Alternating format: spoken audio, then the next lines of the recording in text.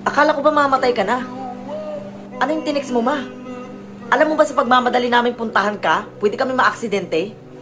Nag-aalala kami sa'yo, ma. Tapos ito yung aabutan ko. Ano? Bakit di ka makasagot? Ate, pwede ba tama na? Gusto ko lang sabihin sa inyo na yung tinext ko hindi ko sinasadya.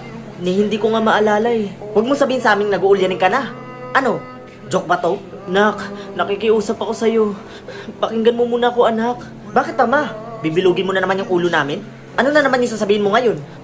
Kailan ba ito matatapos yung kasinungalingan mo, ma? Pwede ba, ate? Patapusin mo muna si mama. Wow, Paeng! Ano namang nakain mo at bumait ka ng ganyan? Parang hindi nyo kilala tong nanay natin, ah.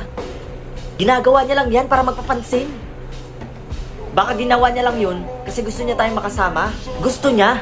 Dahil gusto niya laging nasusunod. Hindi, ate. Gusto mo, lagi sa'yo yung masunod. Huwag mo akong masagot-sagot na ganyan, ate mo ko. At nanay natin yung kausap mo, ate, ha?